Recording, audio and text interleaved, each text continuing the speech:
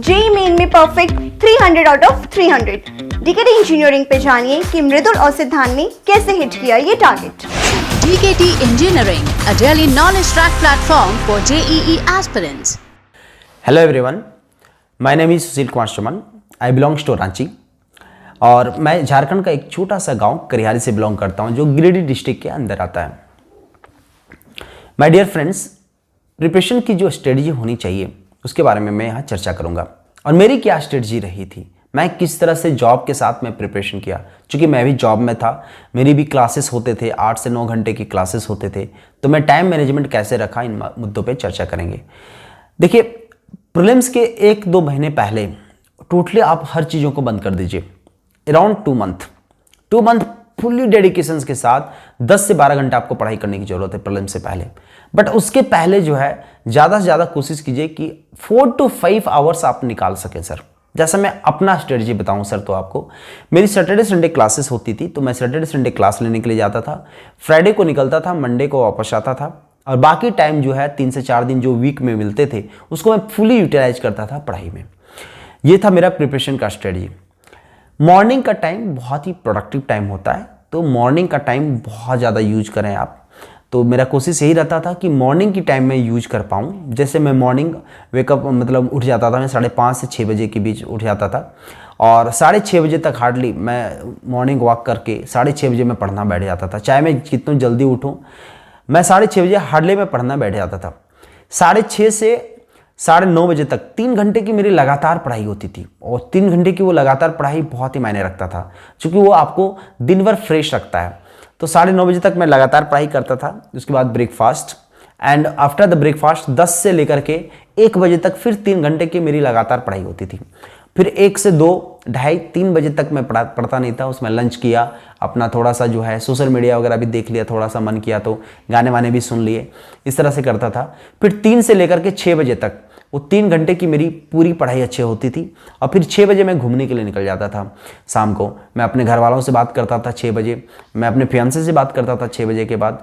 तो हर चीज़ का time table होता है. आपके लाइफ पार्टनर है, उनको भी टाइम देना है, तो हर चीज़ का टाइम टेबल होता है. तो 6 से 7 में जो है टाइम रखा था इन चीज़ों के लिए, घर वालों के लिए टाइम रखा था.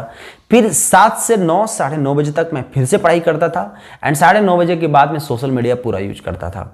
सोशल मीडिया भी यूज करते थे, बहुत सारे करंट अफेयर्स मिल जाते थे मुझे व्हाट्सअप में, बहुत सारे जो है फेसबुक पे करंट अफेयर्स मिल जाते थे, बहुत सारे चैनल बने हैं उस पर मैं कुछ पढ़ लेता था. तो बहुत सारे चैनल का भी मैं धन्यवाद देना चाहूँगा, जिससे मैं करंट अफेयर्स बहुत सारा पढ़ता था मैं चीज़ें, क्योंकि मेरी सेल्फ स्टडी रही है, सेल्फ प्रिपरेशन रहा है, तो मैं ज़्यादा यूज करता था. सोशल मीडिया को आप पॉजिटिव वे में यूज करें, नेगेटिव वे में यूज नहीं करें, क्योंकि सोशल मीडिया को अगर आप नेगेटिव वे में यूज करेंगे सर तो वो बहुत ही घातक हो जाएगा. तो एक टाइम टेबल रखें, जैसे मैं 9:30 बजे रात के बाद भी टाइम टेबल रखा था इस सब चीज़ों का, और हार्डली मैं 10 साढ़े 10 बजे सो जाता था.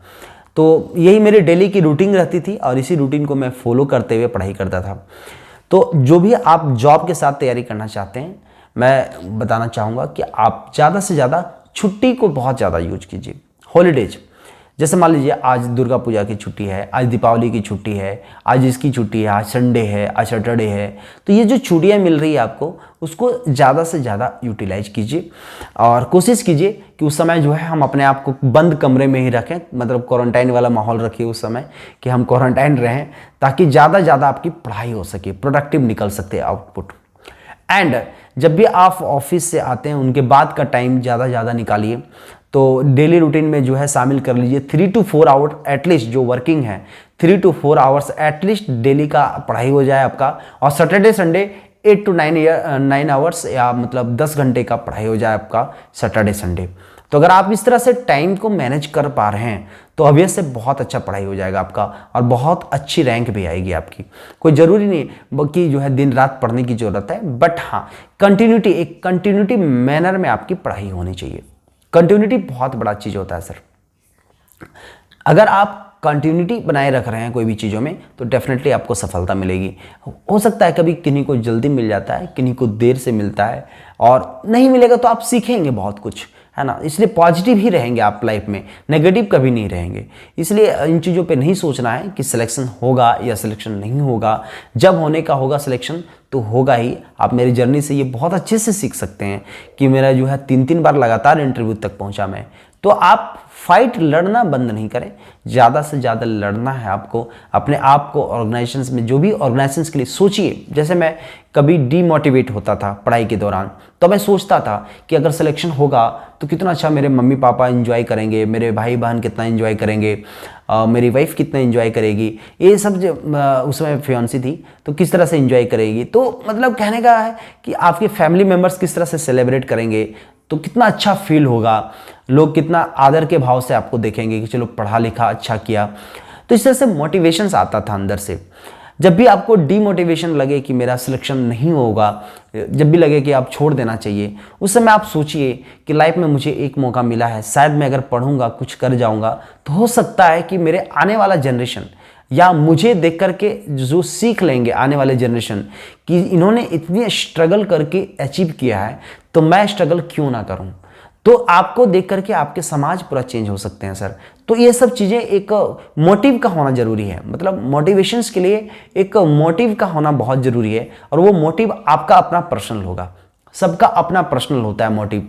किन्हीं को स्पार्क एनर्जी किन्हीं के बोलने से मिलती है, किन्हीं के स्पार्क एनर्जी डिमोटिवेशन कोई कर दिया तब मिलती है। तो कहने का सेंस है सबका अलग अलग नज़रिया है, अलग अलग तरीके हैं। प्रिपरेशन स्ट्रेटजी अपना खुद बनाइए, अपना टाइम टेबल खुद बनाइए, बट मेक श्योर उस टाइम टेबल में आप ध्यान रखें कि ज़्यादा से ज़्यादा हम यूज कर सकें, ज़्यादा से ज़्यादा हम प्रोडक्टिव आउटपुट निकाल सकें, तभी आपका जो है डेफिनेटली सिलेक्शन होगा। दूसरी चीज़ हम बात करेंगे, टेस्ट सीरीज आपको लगाना ही है। टेस्ट सीरीज को बहुत अच्छे से गंभीरता के साथ लेना है।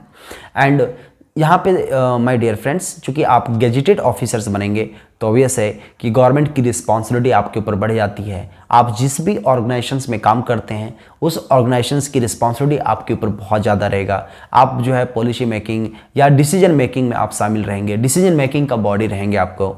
तो यही डिफरेंस है आपके ईएससी में और पीएसयू में। डेफिनेटली पीएसयू में पैसे सैलरी ज़्यादा मिलते हैं एंड पीएसयू में आपके अलाउंसेस भी ज़्यादा मिलेंगे, बट यहाँ पे आपको पावर थोड़ा ज़्यादा मिलेगा। आपको यहाँ डिसीजन ले सकते हैं, खुद का डिसीजन ले सकते हैं। यहाँ पे आपको कितना नॉलेज है उस नॉलेज को एक्सप्रेस ज़्यादा से ज़्यादा कर सकते हैं। तो ये ऑर्गेनाइजेशन यूपीएससी जैसे बड़े संस्था ऑर्गेनाइजेशन ही देती है आपको। तो यूपीएससी का टैग लगना एक अपने आप में मायने रखता है और बहुत मेहनत करेंगे तो ज़रूर यूपीएससी के गेट तक पहुँचेंगे हम सब। तो ये हमेशा सोच रखें कि ज़्यादा से ज़्यादा हम प्रोडक्टिव टाइम को यूज करें और कोशिश यही रहना चाहिए आपका कि कभी डीमोटिवेट ना रहें। और कभी आपको डीमोटिवेशन फील होता है तो आप सोचिए कि आपसे नीचे वाला है वो कैसे जी रहा है। और कभी भी आपको लगे कि नहीं आई एम द बेस्ट, तो अपने ऊपर वाले के बारे में सोचिए कि वो इतना अच्छा कैसे कर गया, हमको और अच्छा करना चाहिए। तो एक बैलेंस लाइफ आपको बनी रहेगी, ना आप डिमोटिवेट होंगे ना ही बहुत ज़्यादा मोटिवेट होकर के सारी चीज़ों को छोड़ देंगे। तो दोनों के बीच में एक बैलेंस होना चाहिए, कंट्रोलर वे में चलना चाहिए। अगर आप कंट्रोलर वे में चल रहे हैं तो डेफिनेटली सक्सेस मिलेगा। एंड वन मेक श्योर, मैं फिर से बोलना चाहूँगा कि success and unsuccess is the part of life, your permanent is behaviour. अपने बिहेवियर को कभी नहीं खोएं, हेल्पिंग हैंड रखें। आने वाले जनरेशन्स के लिए हेल्पिंग हैंड बहुत ज़रूरी है। वो किन्हीं को लग रहा होगा कि शायद सेल्फ प्रिपरेशन से मैं नहीं कर सकता, कोचिंग लेना ही बहुत ज़रूरी है, तो मेरी जर्नी से सीख सकते हैं। फ्रेंड्स, मैंने कभी भी लाइफ में कोचिंग नहीं लिया ईएससी के लिए, मैंने इंजीनियरिंग सर्विसेज के लिए कभी भी कोचिंग नहीं लिया है। मैंने एक वन टाइम सिर्फ इंटरव्यू गाइडेंस लिया था, बाकी दोनों बार मैंने इंटरव्यू गाइडेंस कोर्स नहीं लिया। तो ये मेरी जर्नी रही एंड आई होप आप लोग जो है मेरी जर्नी से बहुत कुछ सीखे होंगे। एंड डेफिनेटली मैं आप लोगों के साथ बने रहना चाहता हूँ लाइफ में। और कभी भी किसी तरह का अगर हेल्प चाहिए मुझसे अगर कोई हेल्प बन पाएगा तो मैं आपके साथ में हमेशा रहूँगा। मैं आपको हमेशा कोऑपरेट करने के लिए तैयार हूँ। मेरे साथ जो है अगर आपको लगे कि नहीं मैं आपके लिए कुछ कर सकता हूँ तो मेरे लिए स्वाभाविक की बात होगी। Thank you so much for watching.